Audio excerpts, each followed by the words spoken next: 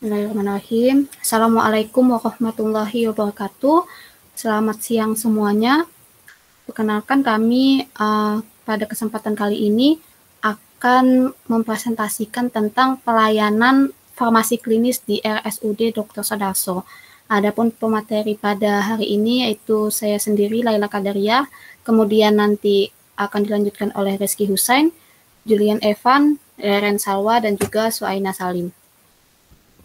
Langsung kita masuk ke materi. Pelayanan farmasi klinis di rumah sakit berdasarkan Permenkes nomor 7 tahun 2016 tentang standar pelayanan kefarmasian di rumah sakit itu terdiri dari 1. Pengkajian dan pelayanan resep, 2. Penelusuran riwayat penggunaan obat, 3. Rekonsiliasi obat, 4. Pelayanan informasi obat, 5. Konseling, 6. Visit, 7. Pemantauan terapi obat atau PTO, 8. Monitoring efek samping obat atau MESO, 9. Evaluasi penggunaan obat atau EPO, 10. Dispensing sediaan steril, dan 11. Pemantauan kadar obat dalam darah atau PKOD. Pada poin pertama yaitu pengkajian dan pelayanan resep. Pengkajian dan pelayanan resep merupakan suatu rangkaian kegiatan dalam penyiapan obat atau dispensing yang meliputi penerimaan, pengkajian resep, pemeriksaan ketersediaan produk, penyiapan sediaan farmasi, alat kesehatan, dan BMHP telaah obat, dan penyerahan disertai pemberian informasi. Kemudian pengkajian resep ini dilakukan untuk menganalisis adanya masalah terkait obat. Bila ditemukan masalah terkait obat, harus dikonsultasikan kepada dokter penulis resep. Tahapan pengkajian resep, 1. Terima resep elektronik atau manual yang diserahkan ke bagian farmasi. Yang kedua, jika sudah menggunakan sistem informasi, maka resep elektronik itu harus dicetak. Yang ketiga, jika resep manual tidak terbaca, hubungi dokter penulis resep. 4. Periksa kelengkapan administratif. 5. Lakukan pengkajian dari aspek farmasetik. 6. Lakukan pengkajian dari aspek klinis. 7. Lakukan pengkajian dari aspek regulasi rumah sakit. 8. Berikan tanda centang di kolom ya jika hasil pengkajian sesuai, atau beri tanda centang tidak jika hasil pengkajian tidak sesuai pada masing-masing aspek yang perlu dikaji. 9. Informasikan dan minta persetujuan tentang harga resep pada pasien non-jaminan atau pasien umum. 10. Buat laporan kesalahan penggunaan obat tahap resepan berdasarkan catatan pengkajian resep yang tidak sesuai. Laporan dibuat setiap bulan. Kemudian tahapan pelayanan resep. 1. Menyiapkan obat sesuai permintaan resep yang sudah dilakukan pengkajian. Yang kedua, melakukan peracikan obat bila diperlukan. 3. Melakukan pemeriksaan kembali untuk memastikan obat yang telah disiapkan sesuai dengan resep. 4. Pada penyerahan obat untuk pasien rawat jalan, maka harus disertai pemberian informasi obat. 5. Jika regulasi rumah sakit membolehkan pengantaran obat ke rumah pasien dilakukan oleh jasa pengantar, maka kerahasiaan pasien harus tetap terjaga. Misalnya dimasukkan di dalam amplop atau di dalam box bisa juga. Nah, berikut adalah tahapan pelayanan resep di RSUD Dr. Sudarso. 1. Penerimaan resep dari pasien. Kedua, pasien diberi nomor antrian. Ketiga, dilakukan pemeriksaan kelengkapan berkas seperti resep dan SEP atau surat eligibilitas peserta. 4. Dilakukan pengkajian resep. Kegiatan pengkajian resep meliputi tata cara dan urutan proses menganalisis dan screening resep dengan persyaratan administratif, farmasetis, dan juga klinis. Yang kelima, dilakukan proses penginputan data dalam resep ke SIM RS atau BPJS. 6. Dilakukan proses penyiapan etiket yang sudah terhubung dengan data pada sistem komputerisasi di RSUD Dr. Sudarso dan dilakukan proses pencetakan etiket. 7. Dilakukan penyiapan obat. Obat disiapkan sesuai dengan resep yang diberikan. 8. Obat dikemas sesuai dengan resep dan etiket yang sudah dicetak. 9. Dilakukan proses pengecekan kembali untuk melihat kesesuaian obat dengan yang tertera di dalam resep. 10. Obat diserahkan kepada pasien disertai dengan pemberian informasi obat. Dispensing time atau waktu yang dibutuhkan untuk penyiapan obat di depo rawat jalan di RSUD Sudarso, yaitu untuk obat racikan kurang lebih 1 jam dan untuk obat non-racikan kurang lebih 30 menit. Secara teoritis, evaluasi pengkajian dan pelayanan resep dilakukan secara berkala setidaknya 3 bulan.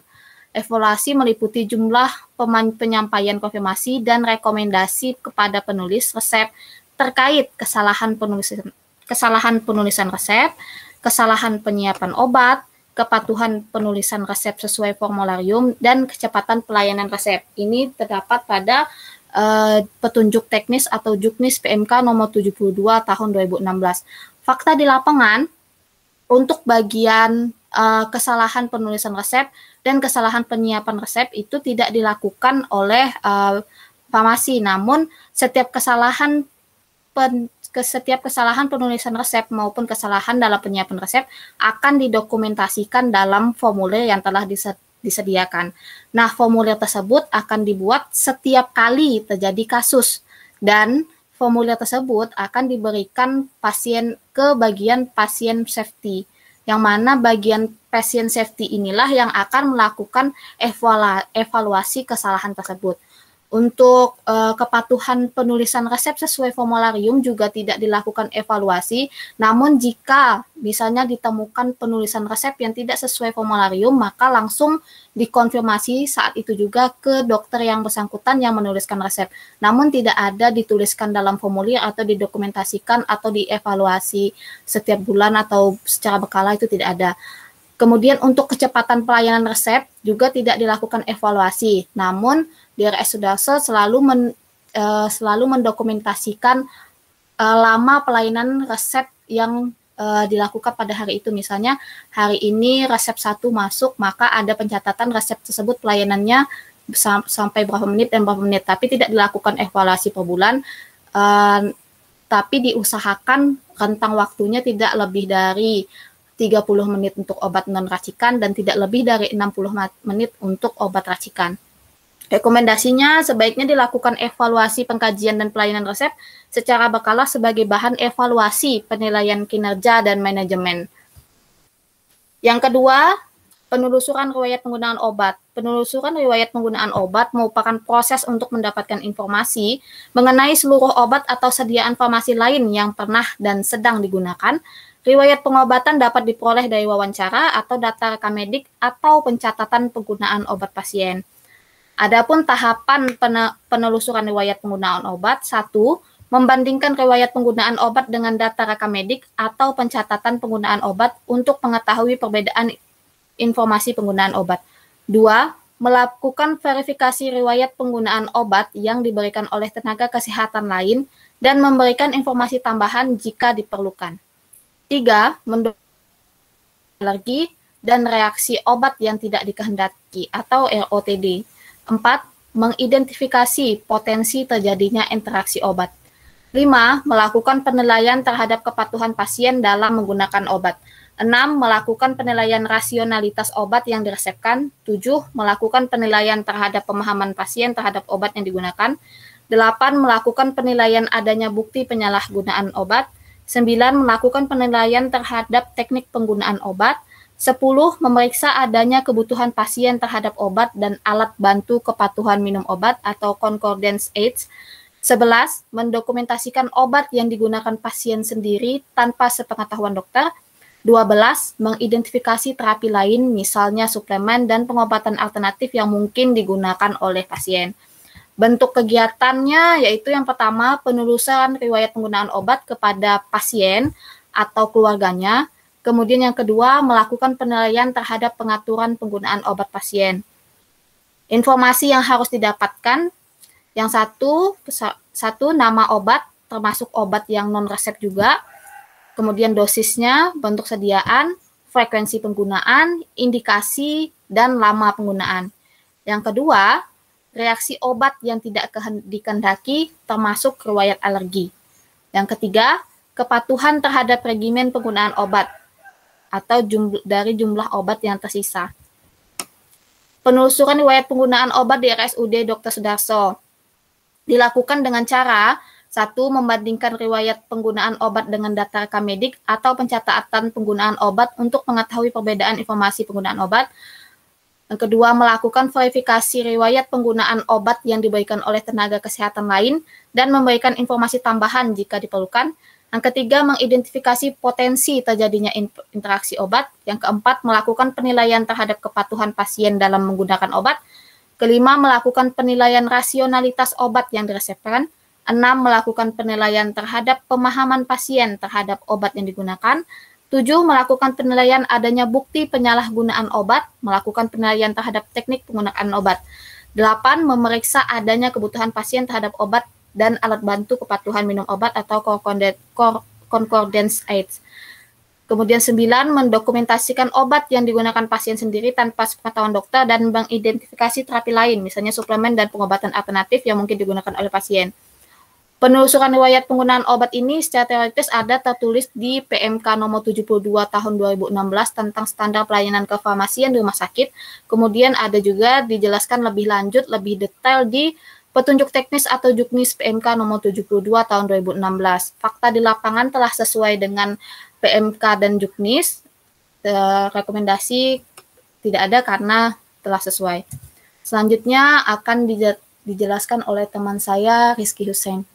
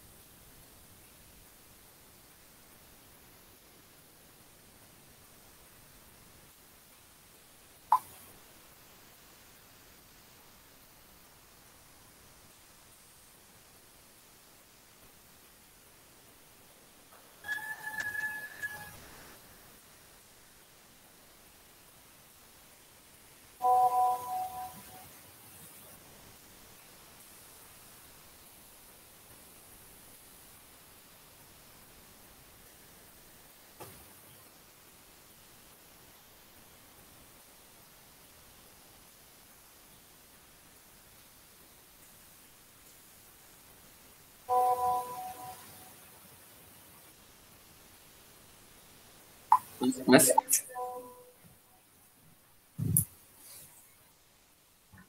Ya, selanjutnya yaitu pemantauan terapi obat ataupun PTO.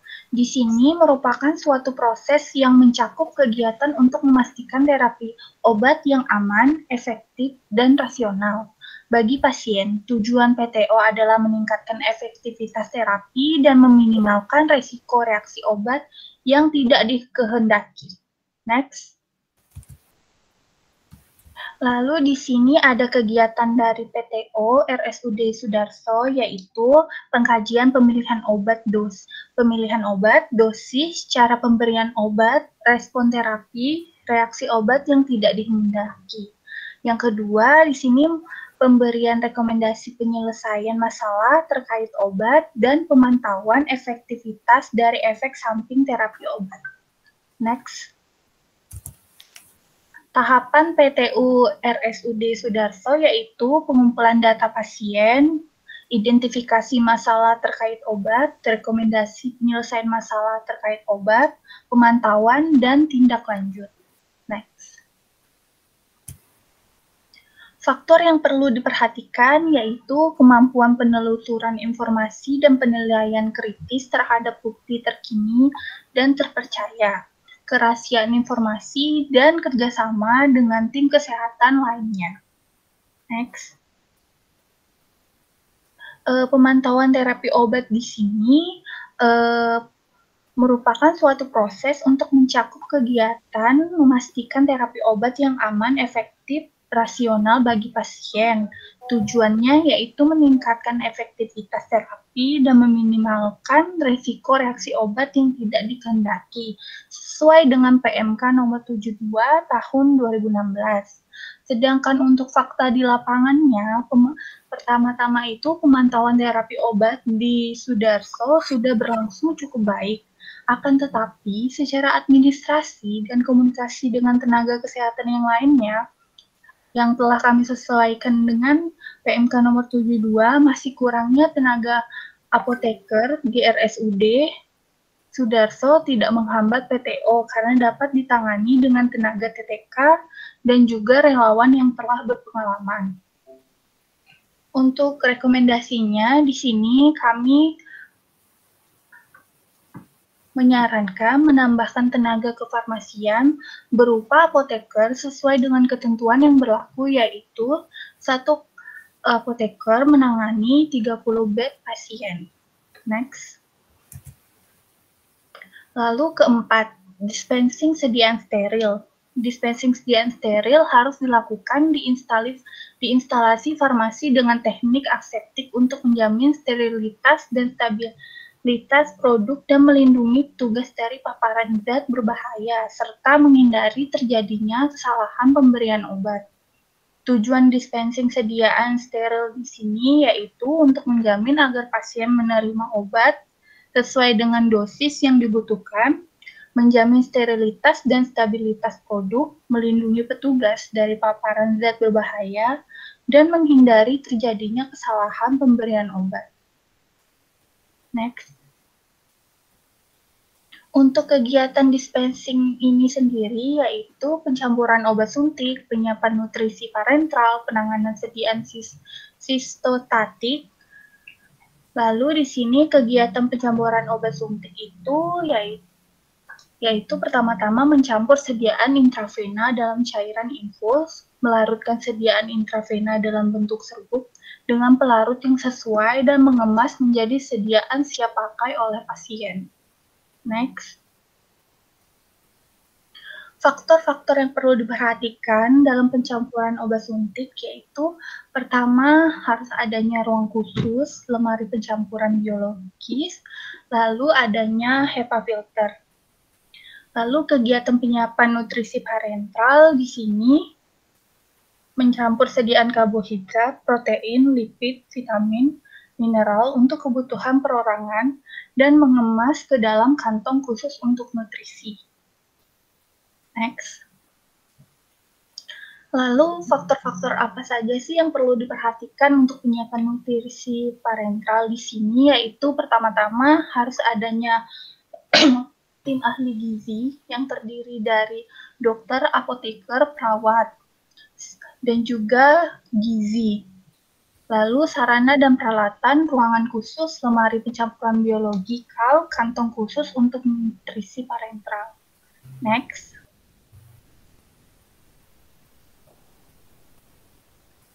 Kegiatan penanganan sediaan sistostatik yaitu melakukan perhitungan dosis secara akurat, melarutkan sediaan obat kanker dengan pelarut yang sesuai, mencampur sediaan obat kanker sesuai dengan protokol kesehatan, mengemas dalam keadaan tertentu, dan membuang limbah sesuai dengan prosedur yang berlaku. Di sini saya ingin menambahkan juga untuk percampuran obat kanker itu harus apoteker yang bertanggung jawab dan juga memiliki sertifikasi khusus karena di situ ada pelatihannya.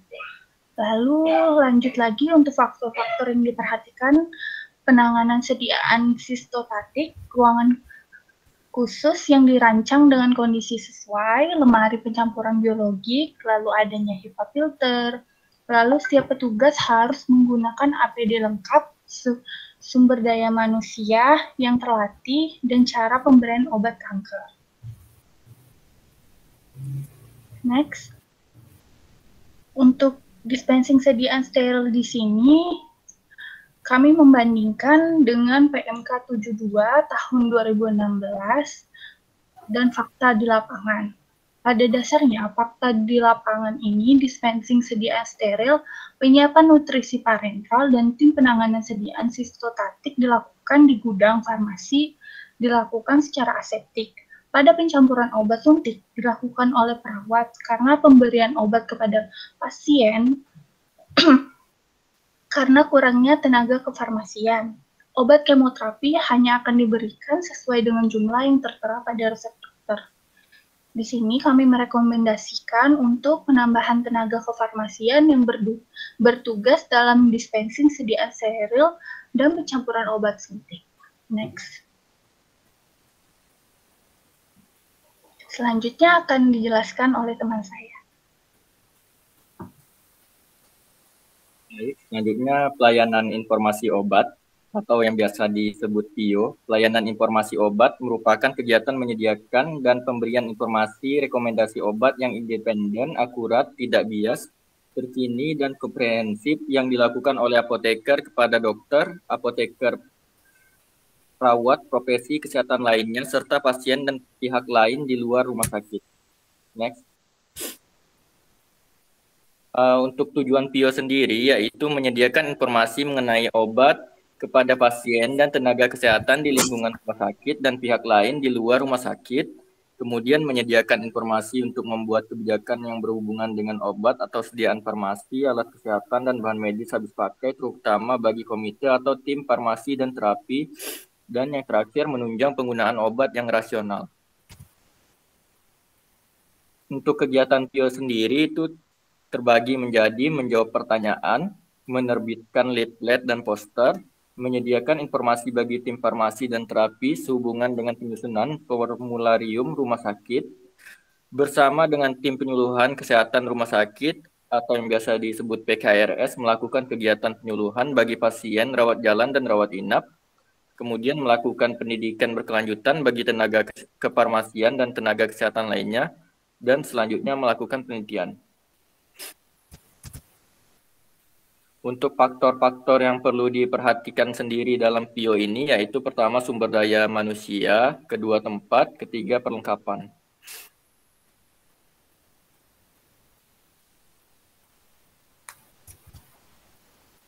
Untuk pelayanan informasi obat sendiri di lapangan yaitu PIO di RSUD Sudarso memiliki kendala yaitu kurangnya sumber daya apoteker yang berkompeten dalam bidang farmasi klinis sehingga PIO kurang rutin dilakukan. Kedua, masih adanya kesenjangan antara dokter dan apoteker. Sehingga kami memberikan rekomendasi pertama yaitu menambah tenaga kefarmasian berupa apoteker sesuai dengan ketentuan yang berlaku yaitu satu apoteker menangani 30 bed, kemudian memperbaiki komunikasi dan kompetensi dari apoteker tersebut agar dapat berkolaborasi dengan tenaga kesehatan lainnya. Untuk selanjutnya yaitu konseling. Konseling itu merupakan suatu aktivitas pemberian nasihat atau saran terkait terapi obat dan apoteker kepada pasien atau keluarganya. Pemberian konseling obat bertujuan untuk mengoptimalkan hasil terapi, meminimalkan resiko reaksi obat yang tidak dikehendaki, dan meningkatkan cost efisiensi yang pada akhirnya meningkatkan keamanan penggunaan obat bagi pasien. Untuk tujuan dari konseling sendiri yaitu pertama meningkatkan hubungan kepercayaan antara apoteker dan pasien, menunjukkan perhatian serta kepedulian terhadap pasien. Kedua, membantu pasien untuk mengatur dan terbiasa dengan obat. Ketiga, membantu pasien untuk mengatur dan menyesuaikan penggunaan obat dengan penyakitnya. Keempat, meningkatkan kepatuhan pasien dalam menjalani pengobatan. Kelima, mencegah atau meminimalkan masalah terkait obat. Keenam, meningkatkan kemampuan pasien memecahkan masalahnya dalam hal terapi. Ketujuh, mengerti permasalahan dalam pengambilan keputusan. Dan yang terakhir, membimbing dan mendidik pasien dalam penggunaan obat sehingga dapat mencapai tujuan pengobatan dan meningkatkan mutu pengobatan pasien. Untuk kegiatan konseling sendiri itu terdiri dari membuka komunikasi antara apoteker dan pasien, mengidentifikasi tingkat pemahaman pasien tentang penggunaan obat melalui 3 prime question. Terus selanjutnya menggali informasi lebih lanjut dengan memberi kesempatan kepada pasien untuk mengeksplorasi masalah penggunaan obat. Keempat, memberikan penjelasan kepada pasien untuk menyelesaikan masalah penggunaan obat. Kelima, melakukan verifikasi akhir dalam rangka mengecek pemahaman pasien. Dan terakhir, dokumentasi. Untuk faktor-faktor yang perlu diperhatikan dalam konseling yaitu kriteria pasien dan kedua sarana dan peralatan. Untuk konseling sendiri di rumah sakit RSUD Sudarso, yaitu fakta di lapangannya tuh kurangnya sumber daya apoteker sehingga terkadang yang melakukan adalah tenaga kesehatan yang lain seperti perawat. Selanjutnya, konseling terkadang tidak diberikan kepada pasien dengan kriteria khusus dikarenakan terbatasnya tenaga kefarmasian. Sehingga rekomendasinya sendiri untuk RSUD Sudarso yaitu menambah tenaga kefarmasian berupa apoteker sesuai dengan ketentuan yang berlaku, yaitu satu apoteker menangani 30 bed sehingga pasien mendapatkan hak untuk konseling.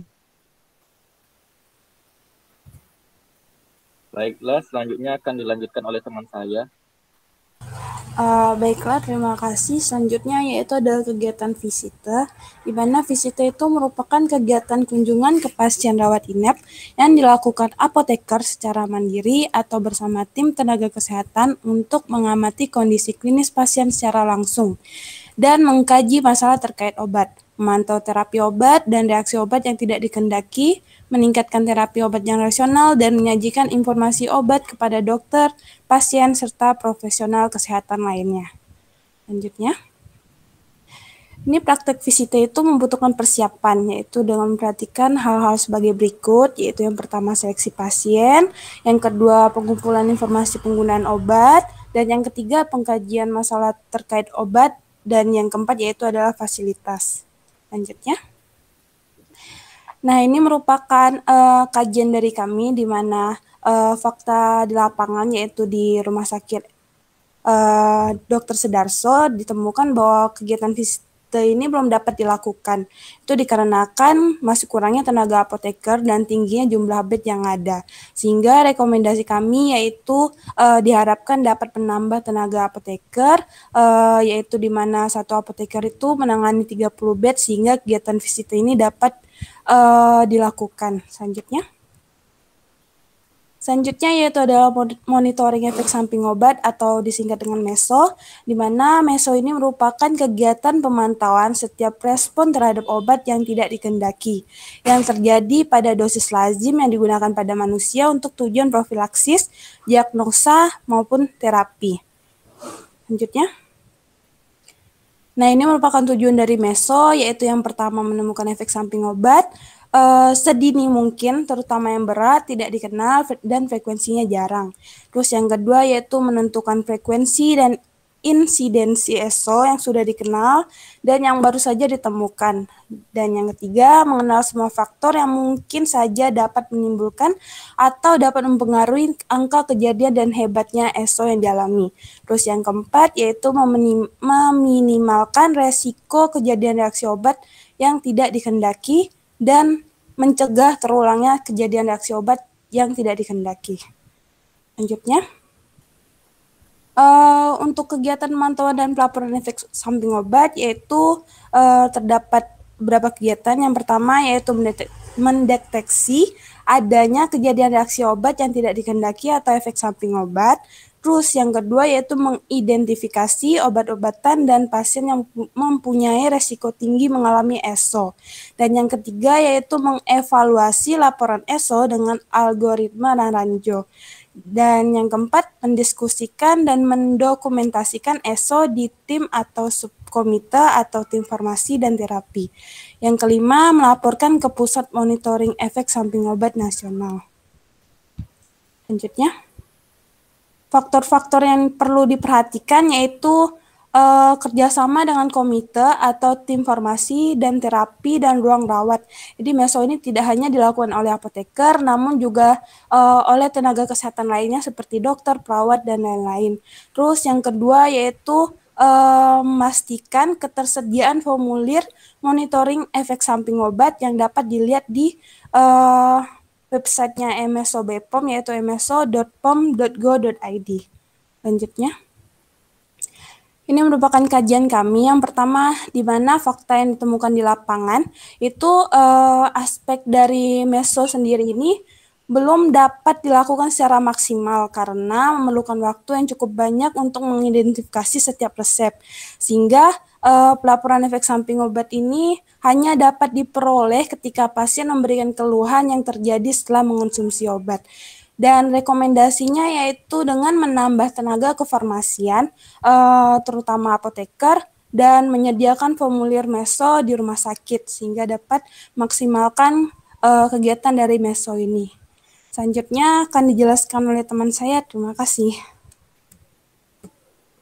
Baik, selanjutnya yaitu rekonsiliasi obat. Rekonsiliasi obat ini bertujuan untuk memastikan informasi yang akurat tentang obat yang digunakan pasien. Kemudian mengidentifikasi ketidaksesuaian akibat tidak terdokumentasinya instruksi dokter. Kemudian mengidentifikasi ketidaksesuaian akibat tidak terbacanya instruksi dokter. Selanjutnya, mencegah kesalahan penggunaan obat. Terakhir, menjamin penggunaan obat yang aman dan efektif. Lanjut. Baik, inilah bunyi peraturan sesuai dengan Juknis PMK nomor 72 tahun 2016. Rekonsiliasi itu proses mendapatkan dan memelihara daftar semua obat yang sedang pasien gunakan secara akurat dan rinci, termasuk dosis dan frekuensi sebelum masuk RS dan membandingkan dengan resep penggunaan ketika adminisi, transfer, dan discharge. Mengidentifikasi adanya diskrepansi dan mencakup setiap perubahan sehingga dihasilkan daftar yang lengkap dan akurat. Ini fakta-fakta yang kami temukan di Rumah Sakit Sudarso, itu ada 3 poin. Yang pertama, pasien yang datang ke IGD dengan rujukan membawa obat akan didata dan ditanya riwayat pengobatan pasien telah menggunakan obat apa saja.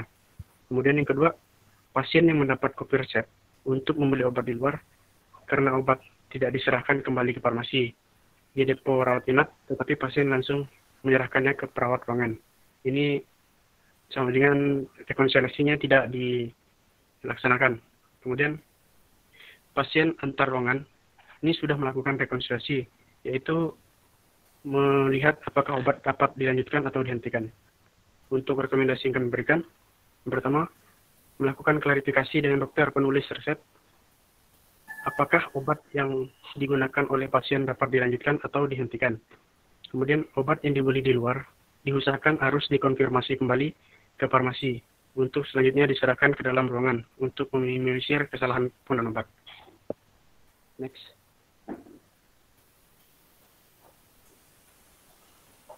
Selanjutnya untuk evaluasi penggunaan obat. Evaluasi penggunaan obat ini bertujuan untuk mendorong penggunaan obat yang rasional, kemudian meningkatkan kualitas pelayanan kesehatan, dan menurunkan pembiayaan yang tidak perlu. Next.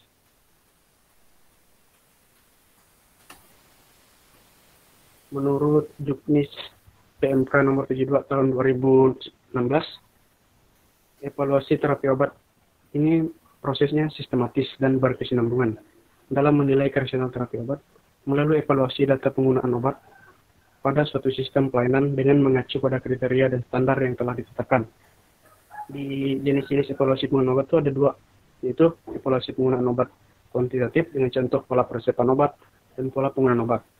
Kedua, evaluasi penggunaan kualitatif, contohnya kerasional penggunaan yaitu indikasi, dosis, rute pemberian, hasil terapi, dan farmakoekonominya, contohnya analisis minimalisasi biaya. Kemudian fakta-fakta yang kami temukan di lapangan ada 2 poin. Yang pertama, mengaudit sediaan farmasi untuk memastikan kualitas dan kelengkapan sediaan farmasi yang dilakukan dengan stok outname, yaitu dilakukan minimal setiap 3 bulan. Kemudian kedua, mengaudit laporan keuangan untuk merencanakan pembelian obat dan menyediakan obat-obat yang dibutuhkan sesuai dengan konsumsi pola peresepan yang diberikan oleh dokter. Untuk rekomendasi yang kami berikan, merencanakan penggunaan obat sesuai dengan kebutuhan dengan peresepan dokter dan mengkonfirmasi obat yang di stop oleh dokter agar menghindari returan obat yang mengganggu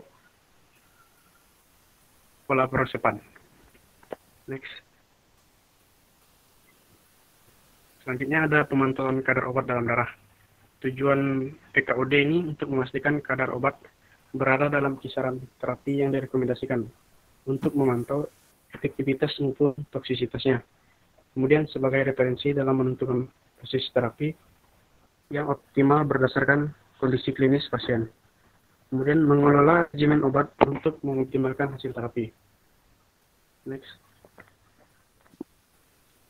Menurut teori yang kami dapatkan di Juknis PMK nomor 72 tahun 2016, PKOD ini interpretasi hasil pemeriksaan kadar obat tertentu atas permintaan dari dokter yang merawat, dikarenakan adanya masalah potensial atau atas usulan dari apoteker kepada dokter.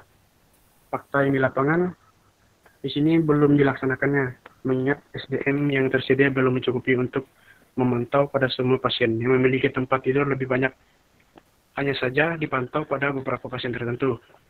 Untuk rekomendasinya, menambahkan SDM agar sesuai dengan peraturan setiap apoteker bertanggung jawab terhadap bed atau tempat tidur. Next. Baik, sekian presentasi dari kelompok kami. Kurang dan lebihnya kami minta maaf. Semoga bermanfaat. Terima kasih.